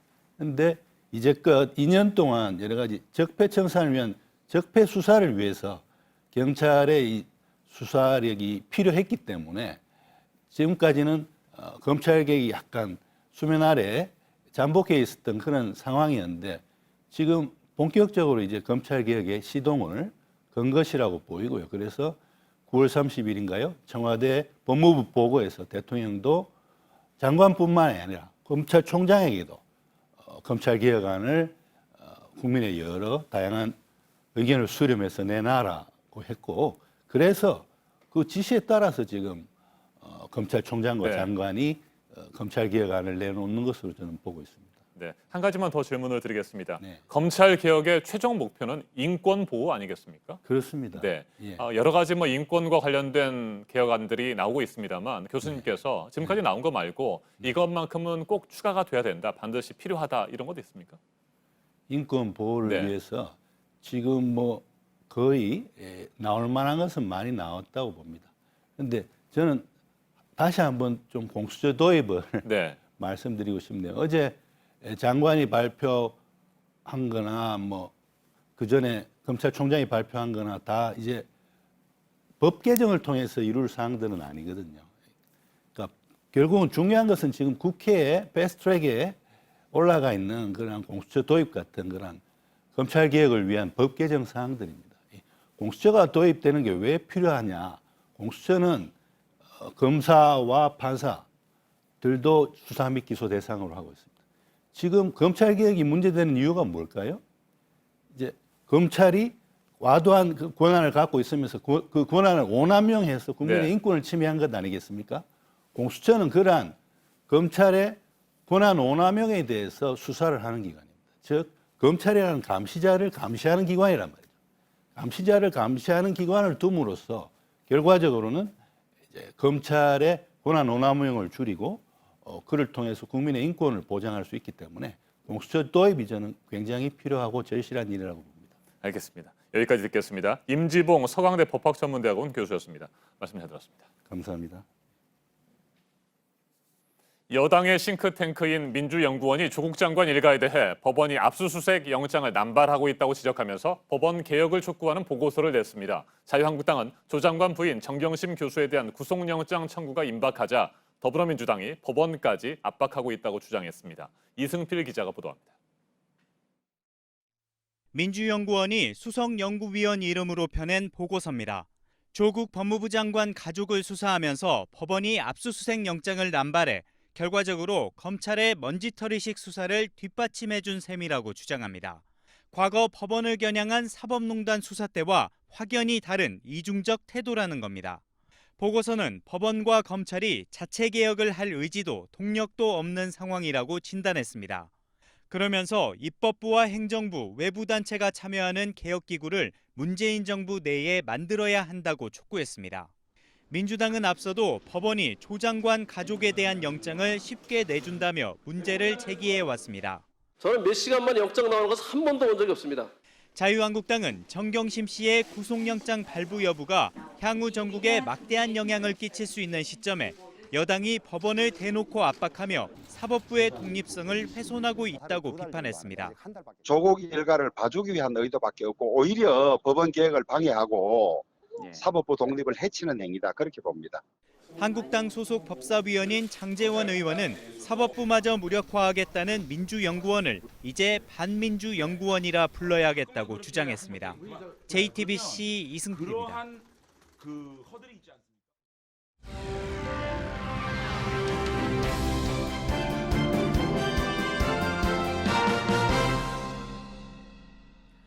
야외에서 진행이 되는 선수가 아닌 일반인들이 참가하는 운동 대회들이 있죠.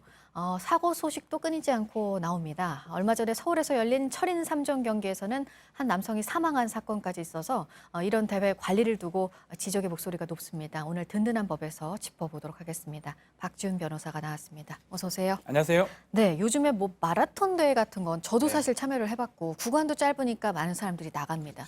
근데 이 철인 3종 경기는 정말 그 건강하고 준비가 된 분들이 나가는 대회잖아요. 근데 이번에 30대 건장한 남성이 실종됐다가 시신이 발견이 됐습니다. 그래서 이제 대회 주최 측에 대한 비난이 지금 높은 게 일단 하나는 이 경기를 강행할 정도의 날씨였냐예요. 그렇죠. 네. 날씨 부분도 문제가 되고요. 더 중요한 건 인원 체크 부분이라고 저는 생각이 듭니다. 네. 이 사건 자체는 날씨가 상당히 유속이 빠르다 보니까 수영도 있고 뭐 자전거, 사이클, 뭐 달리기 이렇게 3개를 지금 해야 될 상황인데 네. 수영을 하기에 물살이 너무 세다 보니까 그것을 좀 안 하든가 아니면 뭐 취소하든가 해야 되는데 수영 자체는 취소를 했는데 나머지 종목들은 진행을 했습니다. 근데 이 사건이 일어나게 된 거는 한참 후에 한 사람이 사라진 것을 그 아내를 통해서 알게 되고 그 이후에 찾다 보니까 결국은 안타까운 어떤 사건으로 된 거거든요. 수영 대회는 원래 공지한 경로를 좀 바꿔서 진행은 됐어요. 네. 동서로 해야 되는데 그걸 바꿔서 진행을 했는데 또 중간에 너무 힘들다 그러니까 중간에 정지를 시킨 건 있습니다. 그렇지만 나머지 시합들은 경기들은 진행을 하고요. 그 과정에서 인원이 정확하게 체크가 안 돼서 네. 한 명이 사라진 것을 나중에 알게 됐고요. 네. 결국은 그 나중에 사라진 사람을 찾았을 때는 좀 안타까운 결과가 된 것입니다. 네. 뭐 자연재해 이런 건 따져볼 수 있지만 이 실종자의 아내가 전화를 해서 이렇게 실종자가 있다는 걸 그때서야 대회 주최 측이 알았다. 이거는 분명하게 드러나는 관리 문제인 거잖아요. 기본 인원수를 중에 체크를 안 기본입니다. 했으니까. 네. 누가 얼만큼 이 경기에 참여했고 그 경기에 참여하면서 다음 경기로 이동할 때 얼만큼 갔는지 얼마가 빠졌는지 중도에 포기하는 사람도 있을 수 있거든요. 그것이 끝까지 확인이 안 됐다라는 겁니다. 네. 결국 아내를 통해서 요청을 했고 그 이후에 주최 측에서 관계자 측에서 알게 되기 때문에 이 부분은 충분히 가실이 있다고 보입니다. 네. 자, 그러면 법적 책임을 네. 법적인 책임을 어떻게 물을 수 있습니까? 법적인 책임은 2가지예요. 네. 형사 책임은 처벌받게 하는 부분이고요. 네. 보상이나 배상 부분은 민사 책임인데 아. 형사 책임 부분은 아직 좀 애매합니다. 입건은 지금 아직 안 된 걸로 지금 알려져 있는데 업무상 과실치사가 될 수 있는데 과연 누구한테 책임을 물을 것이냐가 문제입니다. 주최 측도 있고요. 경기 진행위원도 있고 여러 가지 사람들이 있는데 그 사람 중에 가장 책임이 있고 그 어떤 행동 때문에 이런 결과가 발생했는 인과관계까지 입증이 돼야 되기 때문에 형사 책임은 일단은 조금 유보가 된 상황이고 민사 책임은 지금 인원 체크 부분 때문에 주최 측에서 아마 져야 되지 않을까 이렇게 보입니다. 네. 근데 보통 이런 대회 나가면 참가자들이 서약서 네. 쓰잖아요. 또 대회 주최 측에서 얘기하는 게 이 서약서에 서명을 해서 문제가 없다 이런 얘기도 또 해요. 각서 같은 걸 써요. 네. 뭐 생명에 문제가 생기더라도 아니면 신체에 문제가 생기더라도 아무런 어떤 배상을 요구하지 않겠다. 이 각서가 사실 상당히 문제가 됩니다. 지금 형사 책임은 좀 아직까지 봐야 되고 민사 책임은 질 여지가 있는데 네. 이 각서가 상당히 중요한 의미를 부여받을 것이라고 생각이 됩니다. 민사소송을 제기한다 하더라도 이 주최 측 입장에서는 네. 이 서약서, 이 각서 때문에 책임이 많이 줄거나 책임이 없을 가능성이 높습니다. 그래서 이 부분이 나중에 이제 재판이 걸린다면 가장 큰 쟁점이 될 거라서 보입니다. 본인 과실이냐 아니냐 네. 참가한 그 분의 본인 그렇죠. 그거를 이제 어떻게 그러면은 따질 수 있을까요? 과실이 아니라는 거를. 지금 이제 인원 체크 부분도 확인되겠지만 네. 이 과실이라는 거는 예견을 해야 되고 또 예견을 했으면 회피를 해야 되고 이런 것들이 과실이 되거든요. 이 날씨가 나쁜 것들을 또 예견하고 그러면 정지를 시키든가 해야 되는 이것도 전체적으로 과실이 될 수가 있고요. 가장 큰 거는 사람이 사라질 수 있다. 또 사람이 뭐 다칠 수 있다. 이런 것들을 미리 예견하고 방지할 수 있는 게 과실인데 그것을 하지 않았는 게 과실이 됩니다. 과실이 되고 어떤 손해가 발생했기 때문에 손해배상을 책임을 져야 되는데 또다시 돌아가서요. 이런 과실이 있다 하더라도 책임을 안 진다라는 이 서약서 조항. 이것 때문에 과실이 크게 줄어들 가능성이 높습니다. 그럼 책임을 인정받을 가능성을 변호사께서는 어느 정도로 보세요? 그 계약서가 좀 발목을 잡을까요? 발목을 잡을 것 같아요. 또 더군다나 또 이 사망한 사람의 과실 부분 따질 겁니다.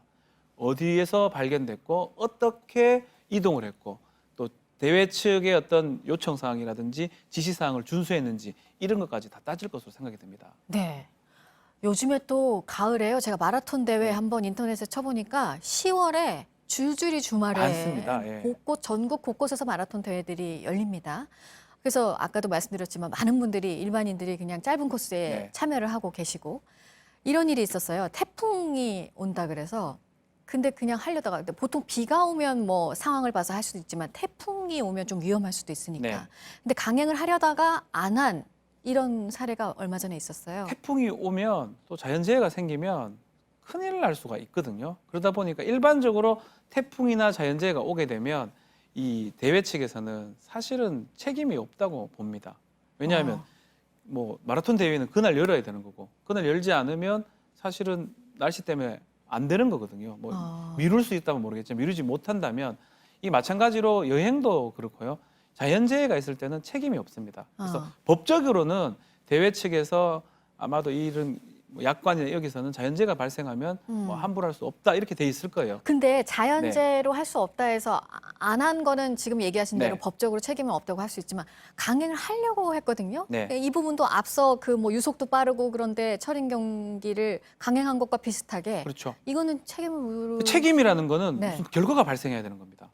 결과가 발생했다면 똑같은 사건이 생길 수가 있어요. 네. 상황이 생길 수가 있는데 뭐 마라톤 대회가 어떤 날씨 때문에 누가 다치거나 뭐 그런 큰일 난 상황이 안 생겼기 때문에 그냥 위험한 상황에서 주최 측에서 대회 관계자가 위험을 감수하고 지금 한 거거든요. 그러니까 그런 부분에 대해서 뭐 법적으로는 물을 수 있는 상황은 아니라고 보입니다. 네. 근데 마라톤 하다가 이제 외부 요인으로 뭐 이렇게 도로를 달리다가 뭐 자전거가 갑자기 와서 다친다거나 아니면 본인이 뭐 약간 문제로 다친다거나 실제 그런 사례가 있었어요. 네. 마라톤 대회 하다가 이 중학생이나 그 고등학생 정도가 그 대회 그 장소에 뛰어드는 바람에 충돌했던 경우가 있었거든요.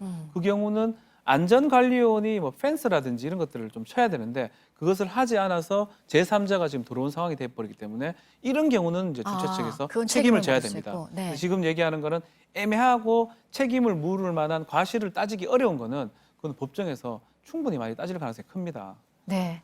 이제 많이들 이제 운동 대회에 야외에서 하는 운동 대회에 가실 텐데 계약서도 미리 꼼꼼히 보시고 본인 건강도 잘 체크하셔서 하셔야 될 것 같습니다. 박지훈 변호사였습니다. 고맙습니다. 감사합니다. 네, 이런저런 이유로 학교를 그만둘 수밖에 없었던 청소년들, 대학에 가서 공부를 하고 싶어서 수시 전형 문을 두드려 보려고 하는 경우가 있는데 이게 쉽지가 않습니다. 이자연 기자가 전해드립니다. 19살 이지영 씨는 매일 아침 학교가 아닌 독서실로 향합니다. 고등학교를 자퇴하고 1년 가까이 이어지는 일상입니다. 괴롭힘을 당하고 수업에도 흥미를 잃으면서 어렵게 내린 결정이었습니다. 그렇다고 공부를 그만둔 건 아닙니다. 저는 오히려 공부를 하고 싶었어요. 제가 원하는 대학, 원하는 학과에 진학을 하고 싶었어요. 대학 입학을 준비하고 있지만 학생부 중심의 입시는 어려움의 연속입니다. 자기소개서도 그냥 당연하게 학교를 다니고 있을 거라고 생각을 하고서 만들어뒀기 때문에 수시 모집에서 중요한 관련 활동들도 학교 밖 청소년에겐 높은 문턱입니다. 공모전이나 대회 같은 경우도 학교 밖 청소년은 제외돼 있는 경우도 되게 많고 자퇴생은 문제아라는 편견도 이들을 힘들게 합니다.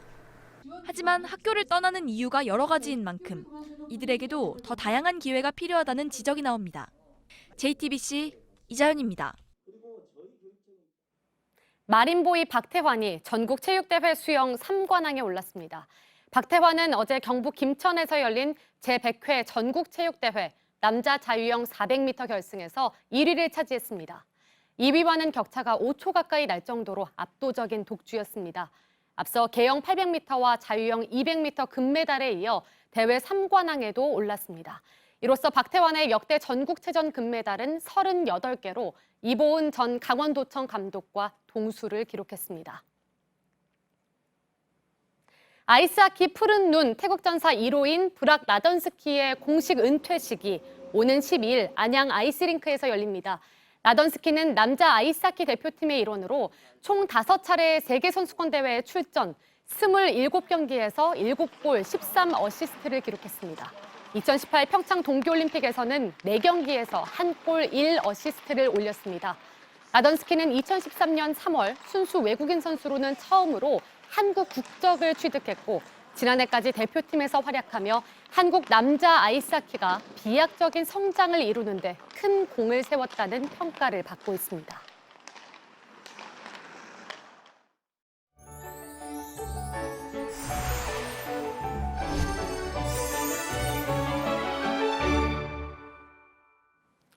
(15년) 만에 가장 이른 시기에 한파주의보가 내려졌습니다. 역대 두 번째인데요. 현재 경기 동부와 강원 영서, 또 강원 산간 지역, 경북 일부 지역에 발효 중입니다. 설악산엔 올가을 첫 얼음도 관측됐습니다. 어제보다 아침 기온 5도에서 10도가량 크게 떨어져 있습니다. 아주 이른 아침보다는 기온이 조금씩 오르는 중이지만 아직 10도에 미치지 못하는 곳들이 많습니다. 오늘 전국이 맑은 가운데 낮 기온 더욱 빠르게 오르겠습니다. 서울이 20도, 광주와 대구가 22도로 평년 수준을 회복하면서 한파주의보는 낮 동안 모두 해제되겠습니다. 북한도 20도 안팎으로 오늘 우리나라와 비슷하겠습니다. 내일부터는 아침 기온 평년 수준 회복하겠고요. 여전히 쌀쌀한 기운은 가득하겠습니다. 기상정보였습니다. 아침인 뉴스워치, 오늘 하루 관심을 가지고 지켜봐야 할, 기억해야 할 뉴스 끝으로 정리해드립니다. 오늘 아침 전국의 기온이 크게 떨어지면서 때이른 추위가 찾아왔습니다. 경기 동부와 강원 내륙, 경북 북부 산간에는 한파주의보가 발령됐습니다. 2004년 10월 1일 이후 15년 만에 가장 빠른 한파 특보입니다.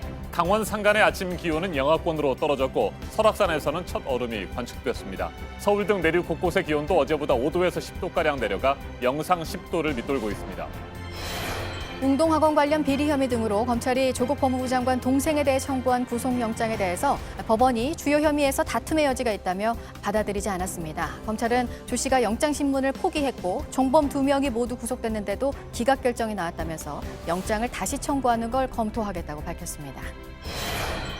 조국 법무부 장관이 검찰개혁 추진 계획을 직접 발표한 어제 자유한국당은 조 장관의 권한 행사가 위헌이라며 헌법재판소에 헌법소원 심판을 청구했습니다. 오늘 범보수단체들의 조 장관 사퇴를 촉구하는 집회가 서울 도심에서 열릴 예정인 가운데 한국당은 당 차원의 주말 집회를 취소하고 오늘 집회에 개별적으로 참여하기로 했습니다.